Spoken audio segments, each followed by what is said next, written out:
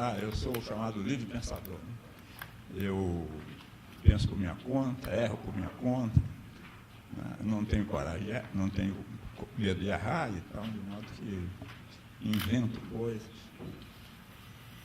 E, como eu já vivi bastante tempo, eu errei muito, mas também aprendi muita coisa. E terminei me fixando em ideias muito simples, né? Que a gente começa cheio de ideias complicadas, depois chega às ideias simples, que são as mais consistentes.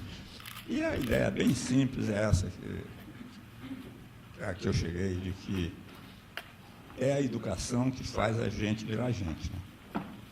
Né? A vida é inventada.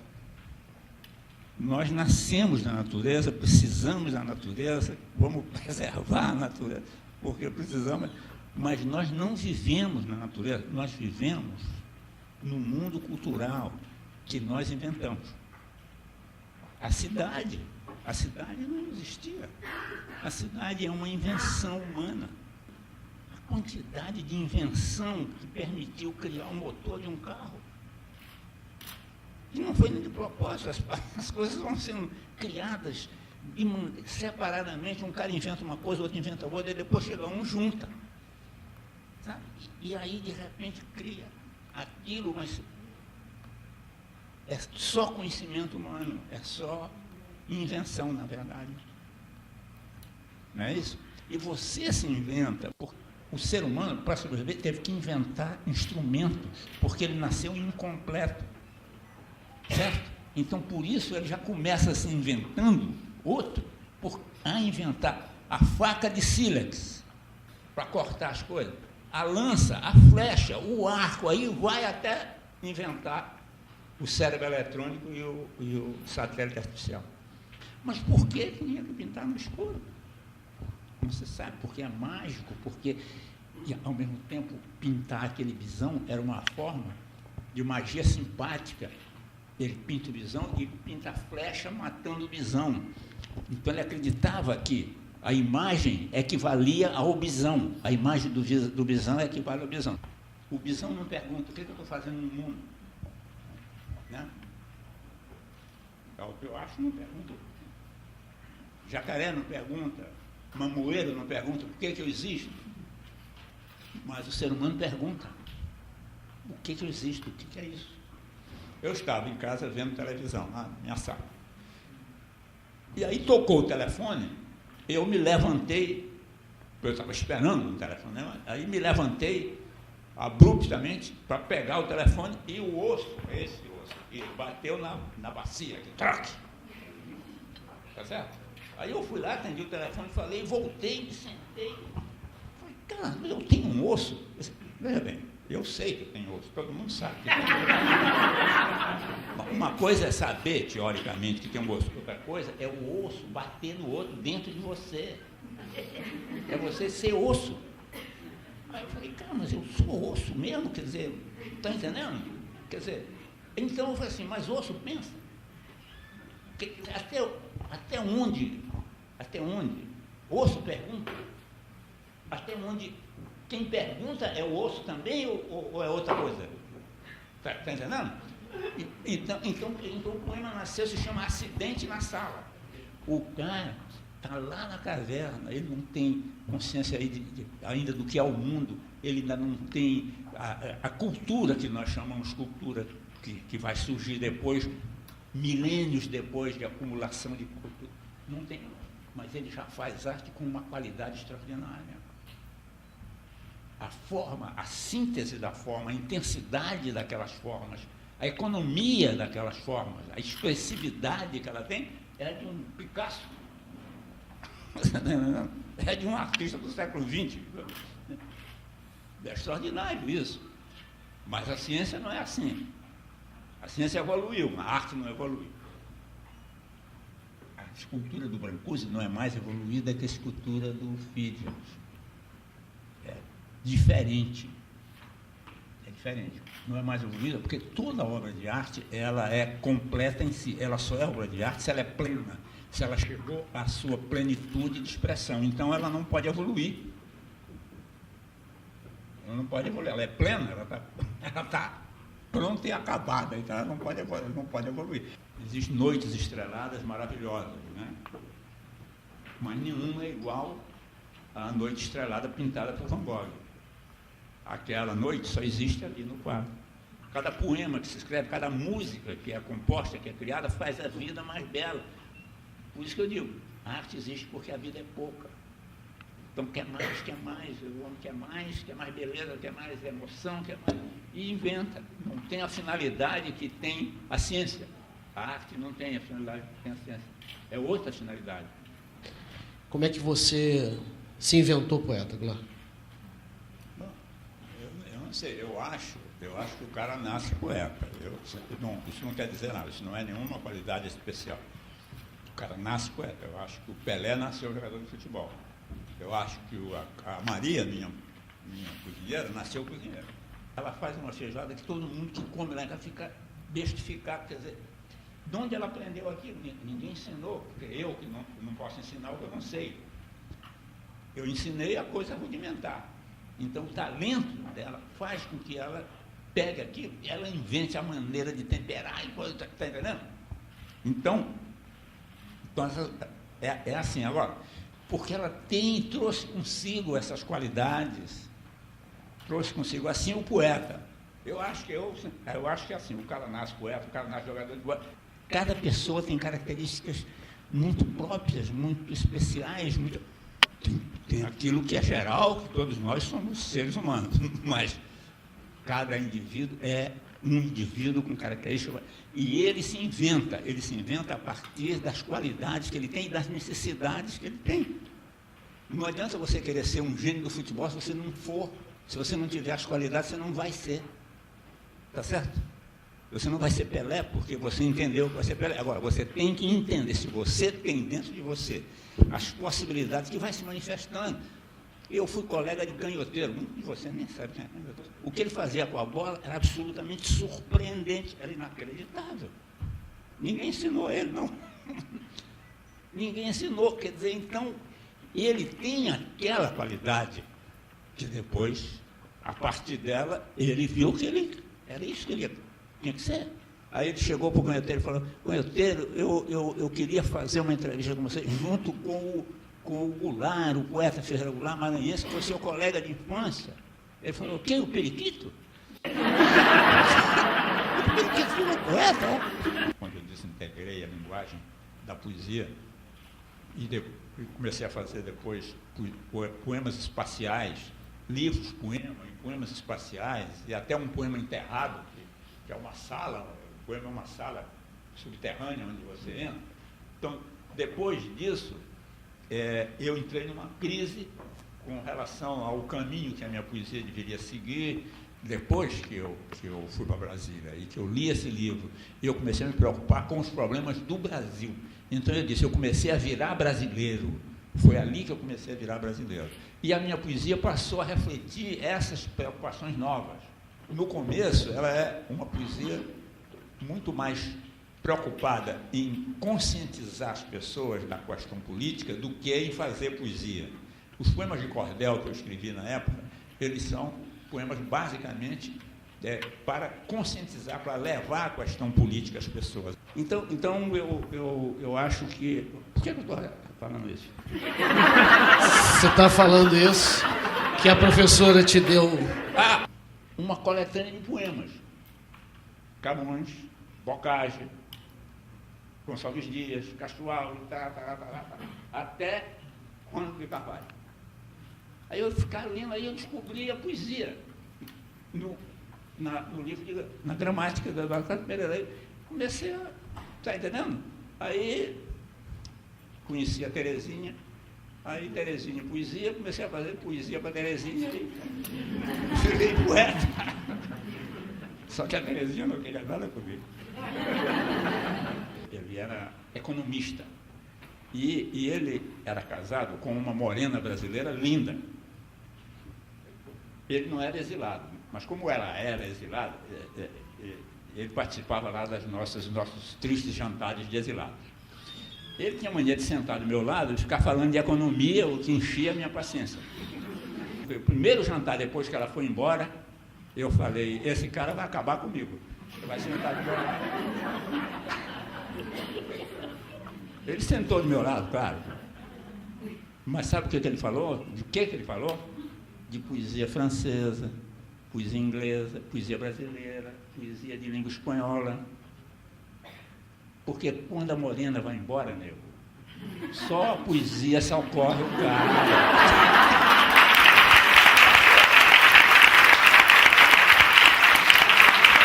Você acha, então, que a Bienal de 2 anos atrás, que era a Bienal do vazio, que não tinha nada exposto, é o sintoma dessa crise que você está falando? Enfim, a Bienal verdadeira. A Bienal do vazio, enfim. Então ele dizia, se era arte, tudo que eu disser que é arte. E por aí foi. Então, em consequência desse desmantelo da linguagem artística e do vale tudo, né, o próprio Picasso, em 1923, 24, falou, gente, tem que dar um basta nisso. Ele que esculhambou tudo. Né? Tem que dar um basta nisso, porque não pode não ter ordem alguma, não pode, está entendendo? Porque ele viu para onde as coisas estavam caminhando. Até chegar ao ponto em que toda a linguagem que a arte tinha criado foi destruída. E mesmo essas que foram esboçadas também foram destruídas. Então chegou numa hora... Hoje, o que é essa arte contemporânea? O cara diz assim, vem aqui ver a minha obra. Aí você olha pelo microscópio, larvas de mosca. O que quer dizer isso? Quer dizer o seguinte, como eu não tenho mais linguagem, eu não falo da realidade, eu não invento a realidade, eu não reinvento a realidade, eu mostro a realidade. Isso só aconteceu nas artes plásticas. Porque você diria, não, mas isso é um fenômeno da época. Sucede que, enquanto nas artes plásticas houve esse caminho que eu falei para vocês aqui, ninguém quis seguir o caminho do Finnegan's Wake. Mas se o romance tivesse seguido esse rumo, teria sido um desastre para a literatura, porque não haveria Jorge Luiz Borges, não haveria Faulkner, não haveria João Guimarães Rosa, não haveria Hemingway, não haveria todo o romance moderno, francês, inglês, americano, brasileiro, argentino, nada haveria. Está entendendo? Então não houve, por lá não foi, na literatura não foi. A poesia dadaísta chegou a não ter mais palavras, eram só sinais. Não tinha mais palavras. Então, eu vou ficar o resto da minha vida fazendo sinais. Você está compreendendo? Então, a poesia ganhou com essas experiências dadaístas, surrealistas, mas ela continua viva. E depois de tudo isso, surgiu o Drummond, surgiu o Murilo Mendes, surgiu o João Cabral, está entendendo? Porque senão seria a destruição da arte. Nas artes plásticas, caminhou para a destruição. Como é que é o poeta na literatura infantil, infanto-juvenil? Essa construção, como é? Tem uma coisa que eu escrevi uns poemas para o meu gatinho aqui. Aí eu comecei e escrevi o livro, está entendendo? Que, aliás, eu dei para o meu neto ilustrar. Falei com a minha filha, falei assim, olha, o Estevão vem aqui, ele tem mania de desenhar, então vamos fazer um livro, vai ser legal, o livro escrito pelo avô, ilustrado pelo neto. Então, ele tinha 10 anos de idade, 12 anos, então ele ilustra o livro. Aí ela levou uma cópia do livro para ele ilustrar. Aí passamos 3 meses, ele não ilustrou nada. Aí eu falei para ela, ô Luciana, cadê as ilustrações? O que o Estevão disse que ia fazer, você falou com ele? Falei, mas ele disse que não vai fazer. Mas por quê? Ele disse que ele só desenha bicho em extinção.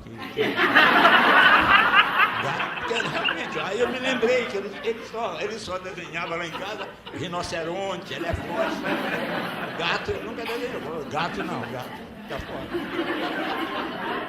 Comigo só acontecem essas coisas. Quer dizer. Como é que é ser escritor hoje no Brasil? O poeta jovem não tem essa facilidade de publicar nem seu primeiro livro. Mas isso aconteceu comigo também há 60 anos atrás. E isso aconteceu com Drummond e com Manuel Bandeira também. Então, já naquela época também, o cara não conseguia publicar seus livros. Lira dos 50 anos de Bandeira, quer dizer, já tinha 50 anos, só foi publicado porque os amigos se cotizaram para publicar o livro. Porque não tinha editora para publicar a Lira dos 50 anos do poeta Manuel Bandeira. Entendeu? O Drummond, só o terceiro livro dele foi editado por editora.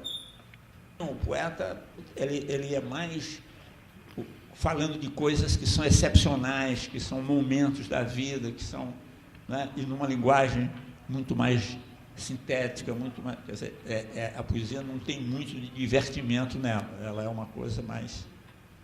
Então, isso também limita o número de pessoas que se interessam pela poesia, né?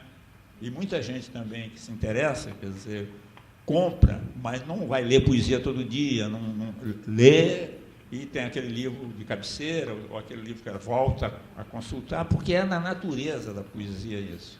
A minha curiosidade é em relação ao seu exílio em Moscou.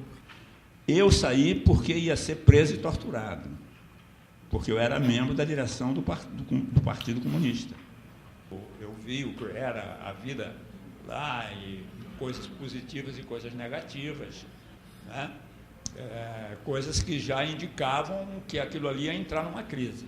Eu tive um professor chamado professor Mancilla, que foi o mesmo professor de Fidel e Che Guevara. De Moscou, eu saí para o Chile de Allende, que era um governo socialista que foi derrubado pela CIA, e ele foi assassinado, e eu estava lá e quase pago as consequências também de estar lá durante esse momento terrível da história latino-americana. Aí eu fui para Buenos Aires e lá fiquei também. Em seguida veio outro golpe. O meu exílio não foi perfumado, não, foi uma tortura permanente. Veja bem, o socialismo acabou como teoria e como movimento, da importância que teve, mas mudou o mundo. Mudou o mundo. Antes do socialismo, o capitalismo do século XIX é uma selvageria jamais vista. O nível de selvageria, de exploração do ser humano, jamais visto. O marxismo nasceu, o socialismo nasceu da indignação das pessoas diante de uma exploração sem limites. E eu queria perguntar sobre o seu livro O Formigueiro, na verdade, que é muito interessante, que eu gostei muito. A Formiga. A Formiga. Na página. A Formiga. Aí na página seguinte, eu explodi a palavra formiga. Ficou um A para cá, um F para cá, um R para cá, explodi a palavra. Desintegrou a palavra. Aí na outra página, eu escrevi a formiga já assim,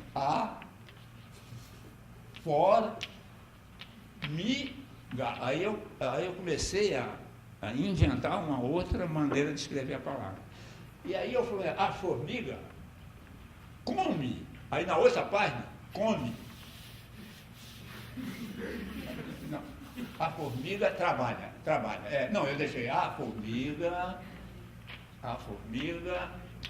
trabalha. Aí eu botei aqui, bom, a verdade é que eu falei, a formiga trabalha a terra na treva, cega. Aproveitando a palavra da formiga para botar trabalho, fui usando letras de umas palavras para ir escrevendo as outras numa desordem que virou ordem. Aí terminou o seguinte, no final estava escrito, a formiga trabalha na treva, a terra, traça o mapa do ouro. Aí aqui, traça o mapa do ouro. Aqui o ouro estava aqui. Do ouro. Era final. Isso aqui está tudo escrito, essa coisa que eu estou falando. O mapa do ouro era isso aí. A formiga morre, aí morre é escrito de trás para diante. Porque morrer é voltar para trás. Pego a letra e boto ao contrário. Aí termina o poema dizendo assim,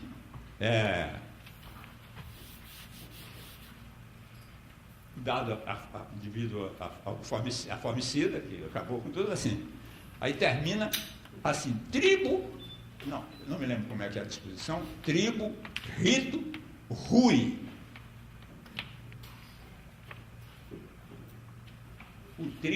A tribo, o rito que a tribo tem, quer dizer, a civilização, rui, o formigueiro acaba, o tribo, rito, rui. Aí termina o poema assim.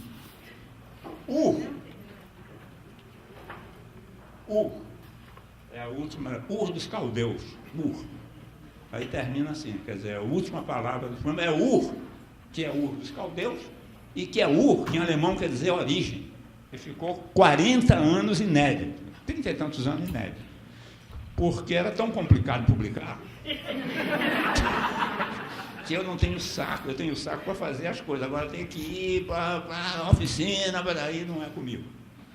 Eu quero inventar as coisas, agora ficar trabalhando no lado chato, não. Então eu fui largando, eu fui inventando as coisas e fui largando.